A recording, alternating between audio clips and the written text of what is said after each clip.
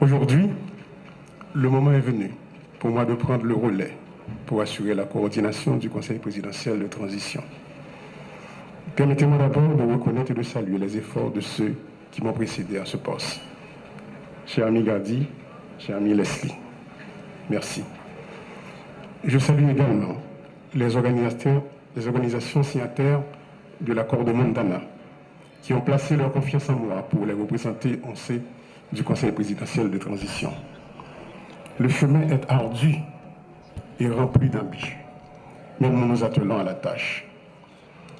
Cette passation aujourd'hui revêt un caractère symbolique, mais combien important, parce qu'elle démontre notre engagement envers l'alternance.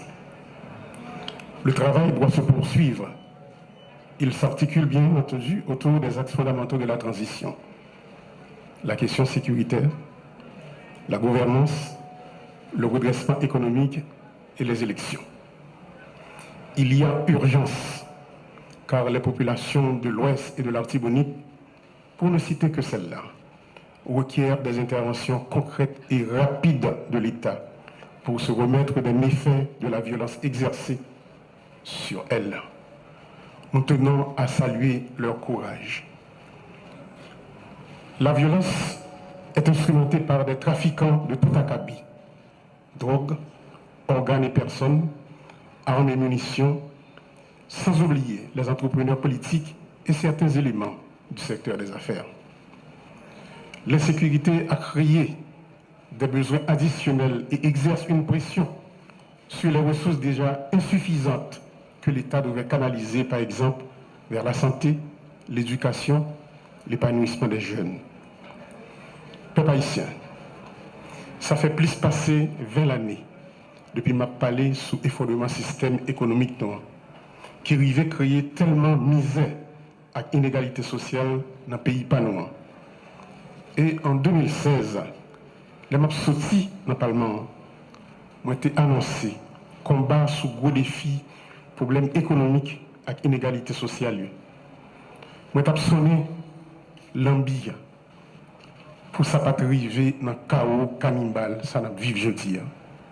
Côté certains monde qui dans le secteur économique et politique, ils mettent des armes dans les jeunesse pays, puis ils fait ça ils connaissent pour détruire la vie avec bien pour faire action et traîner nous dans la honte ça que nous vivons jeudi.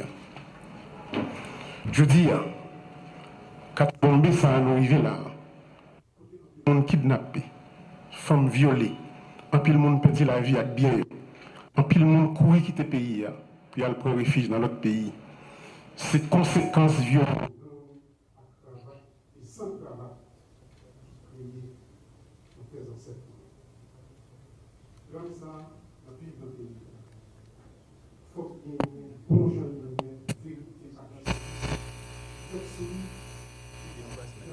Qu'on a pays d'Haïti.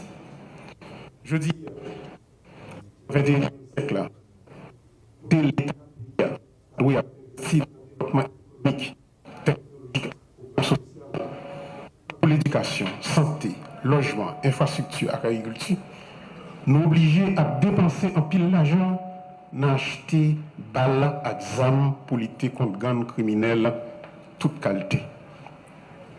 Je salue courage population, courage policiers nous. Les populations qui a gommé tout partout, même gens comme Leslie Voltaire se dit là, moun dans l'ouest, moun dans la Tibonite captant de nous saluons courage. Les amis kenyans qui viennent mettre main dans la bataille que nous avons menée pour nous croiser en sécurité. Nous ne pas oublier d'autres amis nous.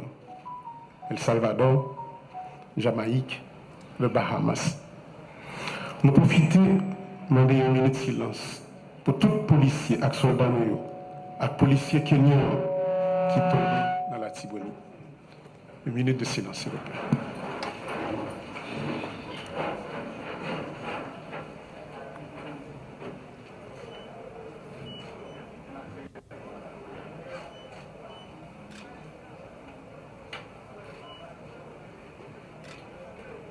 Merci beaucoup.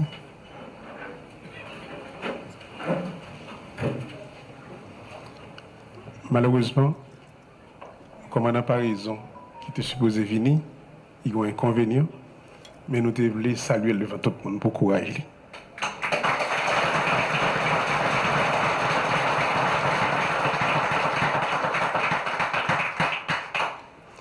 Notre pays est en guerre aujourd'hui et nous devons impérativement nous unir pour gagner cette bataille. Est-ce pourquoi j'insiste sur un budget rectificatif de guerre qui oriente les dépenses dans la direction des défis qui se dressent devant nous. La sécurité est notre plus haute priorité et nous devons absolument nous assurer de l'adéquation entre les dépenses, les défis, les actions qu'il faut mener pour les relever afin d'atteindre les résultats concrets.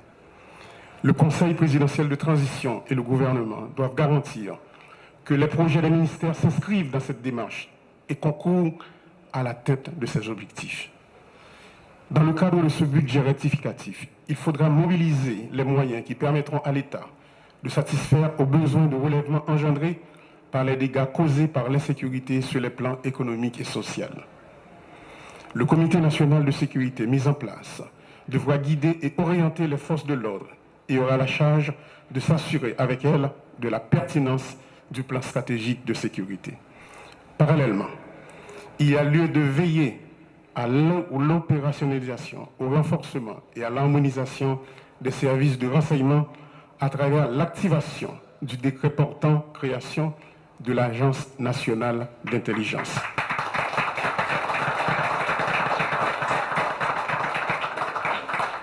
Sans un effectif adéquat, les forces de l'ordre ne seront pas en mesure de mettre fin à l'insécurité. Fort de ce constat, cette année même, plus de 3000 recrues seront formées pour combler le déficit en nombre de troupes sur le terrain, au niveau de la police et au niveau des forces armées d'Haïti.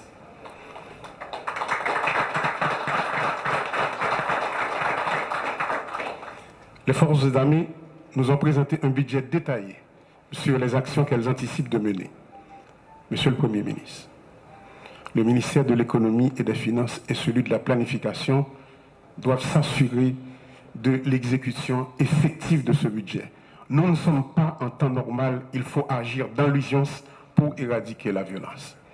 Il me plaît de vous informer qu'un protocole d'accord sera signé entre les forces armées d'Haïti et l'Agence nationale des aires protégées pour la mobilisation des agents des aires protégées dans la guerre contre les gangs armés.